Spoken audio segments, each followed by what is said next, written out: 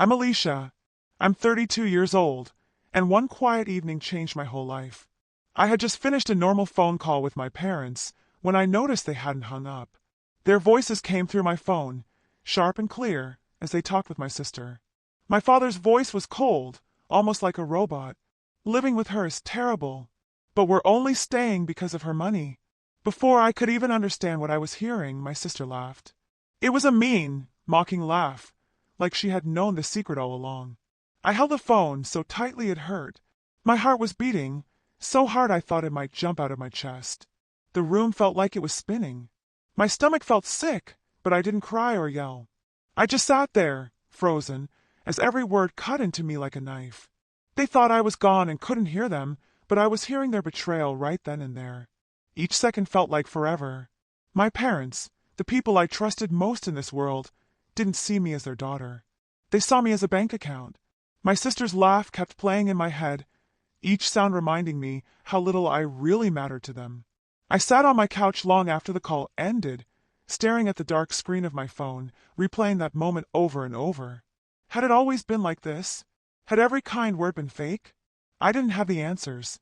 All I knew was that nothing could erase what I had just heard.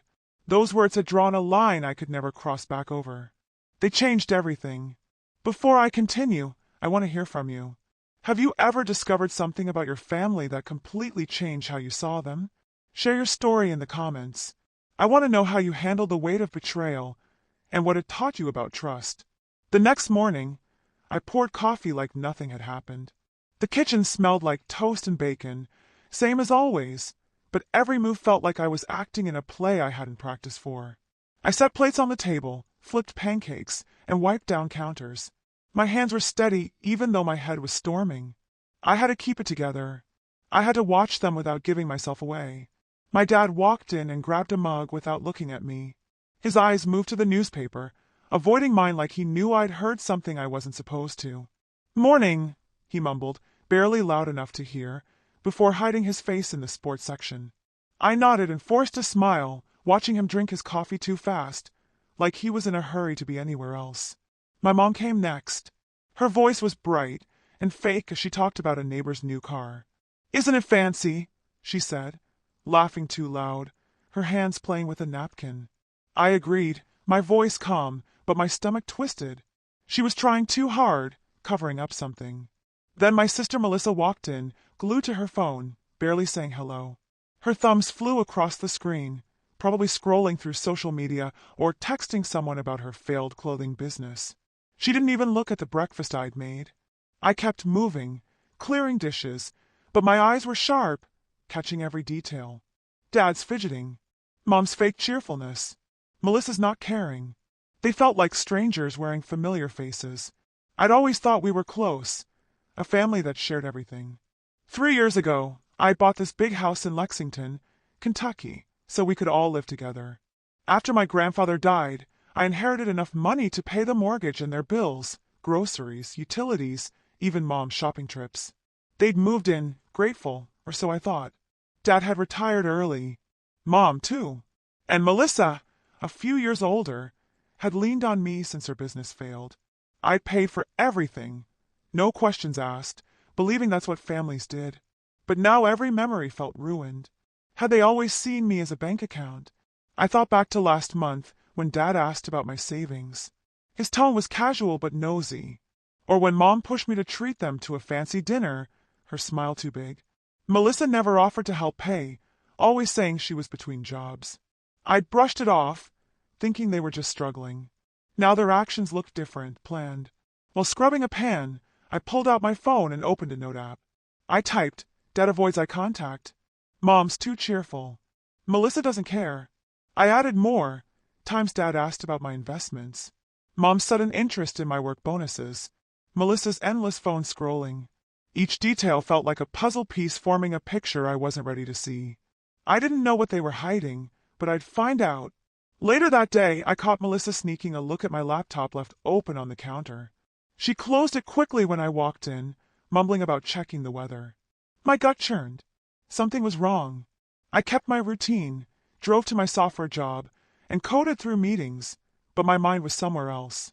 I remembered last Christmas, when I'd given Mom a new coat she'd wanted. She'd hugged me and called me her rock, but now those words felt empty. Dad had patted my shoulder, saying he was proud of my success. Was it pride or greed? Melissa had barely thanked me for the cash I'd given her for business expenses. I thought I was helping, but maybe I was just their meal ticket. By evening, I sat in my room, phone in hand, scrolling through my notes. I added another. Melissa checked my laptop today. I didn't confront them yet. I needed more than suspicions. I'd watch, wait, and dig deeper. They thought I was clueless, but I was wide awake now. This house, my house, wasn't a home anymore. It was a stage, and I was done playing their game. By Wednesday, I started noticing things I'd ignored before. The way Dad kept coming back to my finances felt different now. His questions were sharp and nosy.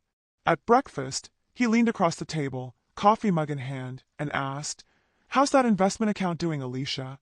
His tone was casual, but his eyes looked away too fast, like he was fishing for something. I shrugged and said it was fine, then changed the subject to the weather.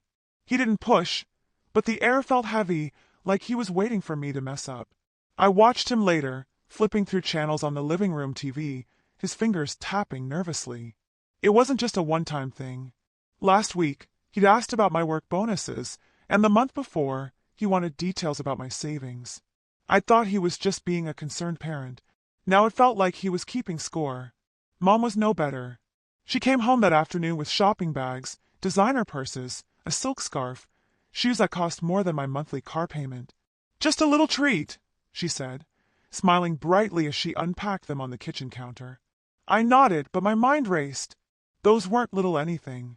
I'd seen her splurge before, new dresses, fancy kitchen gadgets, but this was too much even for her.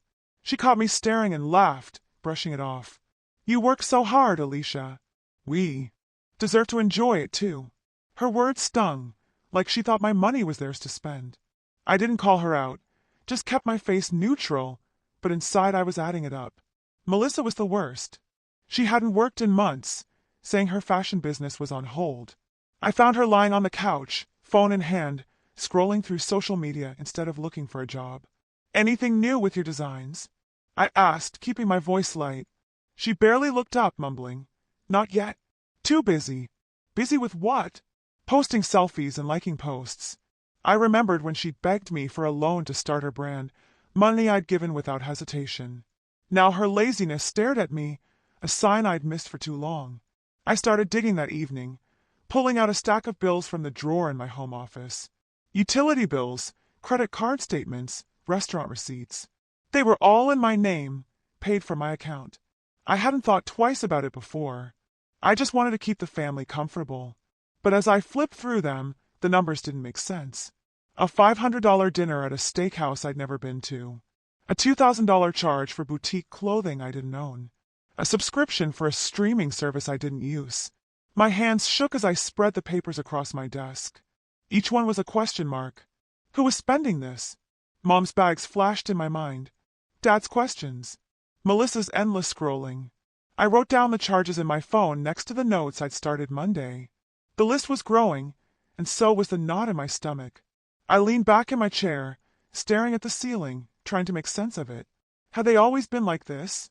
I thought of family dinners, Mom's warm hugs, Dad's proud smiles when I landed my tech job. Were those real, or just part of the act?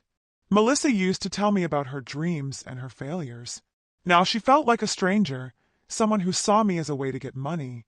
I wanted to believe they loved me, not just my bank account, but the evidence was piling up. I didn't have proof yet, not the kind I could hold up and demand answers for, but the signs were screaming. Later that week, I caught Mom slipping a credit card statement into her purse. Her movements were quick, like she didn't want me to see. "Just organizing," she said when I raised an eyebrow. I didn't believe it. At dinner, Melissa complained about her phone being too slow, hinting she needed a new one. Dad jumped in, suggesting I could help out since I was doing so well. I smiled tightly, said I'd think about it, and excused myself to my room. Alone, I opened my note app again, typing. Mom hit a statement. Melissa wants a new phone. Dad's pushing again. I wasn't ready to confront them, not without something solid. That Friday, I sat alone in my office, replaying their words, not the ones from the call. I pushed those out of my mind, but the countless times they had pushed me to open my wallet. I stared at my computer screen, code blurring as memory sharpened. Last summer, Mom had insisted on a family vacation to the Smoky Mountains, saying it would be good for us. I'd paid for the cabin, the meals, even the gas, while she smiled and called it bonding. Dad had pushed me to pay for their car repairs, saying they were short on cash. I'd handed over thousands, thinking I was helping. Melissa was the boldest, always asking for just a little to keep her fashion dreams alive. I'd funded her website, her fabric orders, her marketing. None of it ever worked out. Each memory felt like a brick, building a wall between the family I thought I had and the truth. I couldn't stay in that office, surrounded by lines of code that made more sense than my life. I grabbed my jacket and drove to a coffee shop downtown where I'd planned to meet my friend Christine. She was already there, sipping a latte, her laptop open to some graphic design project. I slid into the booth, and before I could stop myself, the story spilled out. The call, my parents' betrayal, Melissa's cruel laugh. Christine's eyes widened, then softened. "Alicia, that's awful," she said, reaching for my hand. "You don't deserve that." Her voice was steady, grounding me. She didn't sugarcoat it, just listened, then leaned forward. "You're smart. Don't let them play you. Get the facts. Protect yourself." I nodded. Her words cut through the fog in my head. She didn't push me to feel better or pretend it wasn't serious. She just gave me clarity. I left the coffee shop feeling lighter, like I could breathe again. Driving home, I started picking apart old memories, ones I'd buried under the weight of family loyalty. Growing up, Mom and Dad had always put Melissa first. When she wanted art lessons, they paid for them even though we were barely getting by. When I got into college, they barely celebrated, too busy bailing Melissa out of a failed modeling gig. I'd worked my way through school, coding late nights while Melissa partied and leaned on their support. I thought I'd moved past that. I thought buying the house in Lexington meant we were equals now. But the more I remembered, the clearer it became. They'd always seen her as the star and me as the safety net. It wasn't love driving their choices. It was convenience. I pulled into the driveway, my resolve hardening. I needed answers, not just suspicions. Back in my home office, I opened my laptop and logged into my bank account. I checked bills before, but this time I dig deeper. Every transaction, every transfer, every withdrawal. I pulled up statements going back 6 months, my fingers flying over the keyboard. I wasn't sure what I'd find, but I knew it would be more than vague receipts. If they were using me, there'd be a trail. Dad's questions about my investments, Mom's shopping bags, Melissa's endless excuses. They weren't random. I started a new note on my phone, labeling it evidence. Over the weekend, I logged into my bank account. My home office was quiet. The only sound was the hum of my laptop as I pulled up the financial dashboard I'd ignored for too long. I'd been paying for everything: house, utilities, Mom's shopping, Melissa's dreams, but I'd never looked closely at where the money went. Now I clicked through transactions, my heart sinking with every line. There they were. Transfers. Dozens of them from my savings to an account I didn't recognize. Thousands of dollars sent in chunks over months, labeled consulting fees or miscellaneous. I checked the dates. Some matched the times Melissa had pitched new ideas for her clothing line. Others lined up with Mom's treats. My parents had access to my secondary account for household expenses, but this was different. They hadn't asked, hadn't mentioned a word. I scrolled further, my fingers trembling. A $4,000 transfer last month. Another $2,500 just 2 weeks ago. I opened the account details and saw the recipient, a business registered under Melissa's name. My sister's failed fashion business, the one she swore was almost ready to relaunch, was being funded by my money. I leaned back, the truth hitting me like a slap. They weren't just spending. They were funneling my inheritance to prop up her pipe dream. I felt sick and betrayed, but I needed to hear it from them. Sunday morning, I found Mom in the kitchen chopping vegetables for lunch. I kept my voice steady and casual.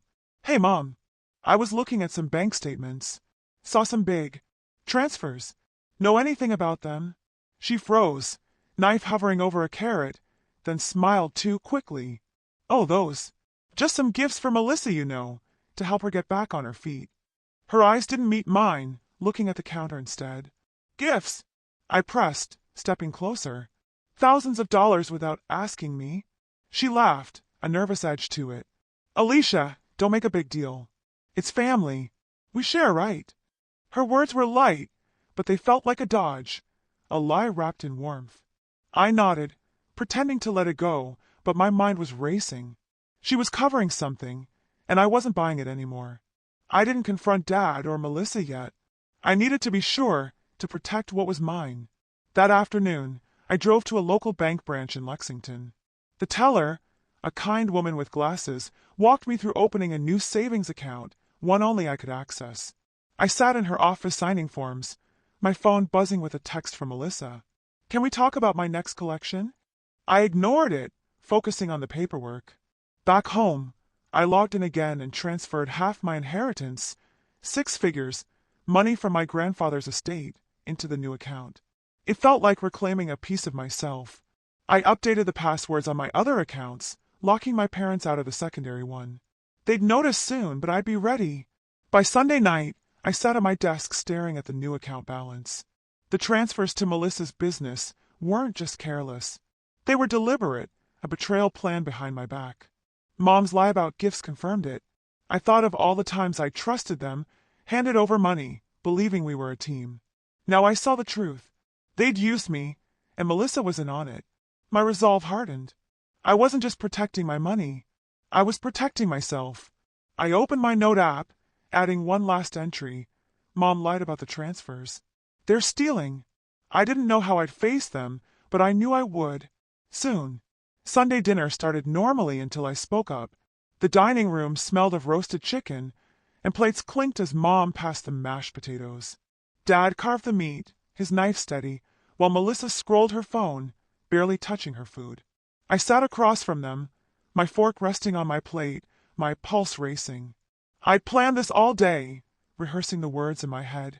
The evidence, transfers, lies, hidden statements, was stacked in my mind like a deck of cards. I couldn't eat, couldn't pretend anymore. I set my napkin down, took a breath, and said, I heard your call last week. You didn't hang up. I know what you really think of me. Silence hit the table like a hammer. Dad's knife stopped mid-slice. Mom's smile froze, and Melissa's phone dropped to her lap. What are you talking about, Alicia? Mom asked, her voice high and shaky. I kept my eyes on hers. You said living with me is awful, but you're staying for my money. Melissa laughed like it was a joke. Dad coughed, setting his knife down. It was just talk, sweetheart, he said, his tone too soft, like he was soothing a child. We didn't mean it. Mom nodded quickly. We were joking, Alicia. You know we love you. Their words felt rehearsed and hollow, like lines from a bad script. I turned to Melissa, waiting. She stared at her plate, then let out a sharp, dismissive laugh. You're blowing this out of proportion, she said, rolling her eyes. That laugh, that smirk, it was the same one from the call, and it set my blood boiling. I pushed my chair back and stood. Joking? Then explain the thousands you transferred to Melissa's business without asking me. Mom's face went pale, and Dad's jaw tightened. That was for family, Mom stammered. We thought you want to help. I cut her off. Help? You lied, Mom. You called it a gift when I asked. I trusted you, all of you, and you've been using me. Melissa scoffed, crossing her arms. You're so controlling, Alicia. Always acting like you're above us. Her words stung, but I wasn't done. I pulled out my phone, opened a social media app, and held up a screenshot. Controlling? Like this post? Melissa calling me a stingy control freak who hoards her money.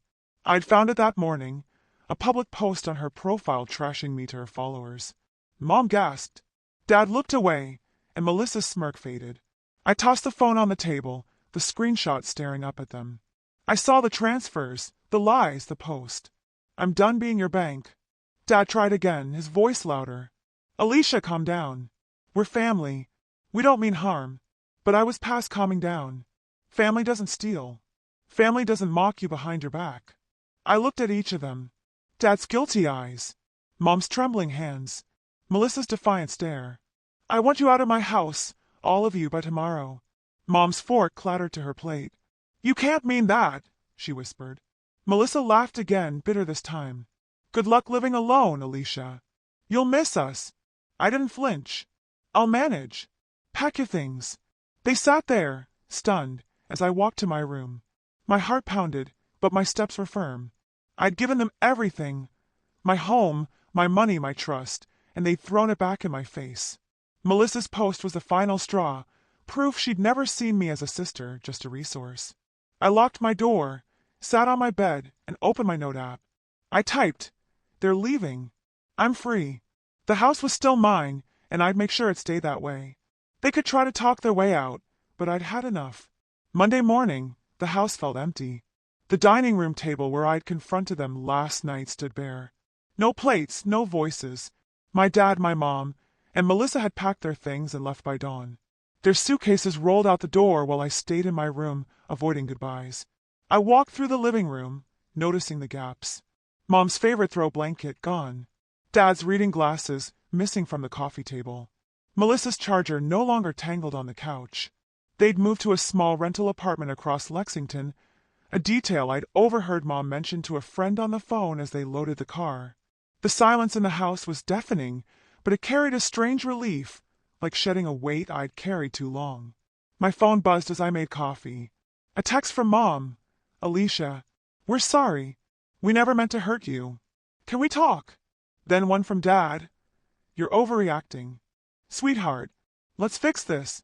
Melissa's was shorter. You didn't have to kick us out. Call me." Their words felt like a tug, pulling at the part of me that still wanted a family. But I saw through them now. The apologies were too quick, too polished, like they were trying to reel me back in.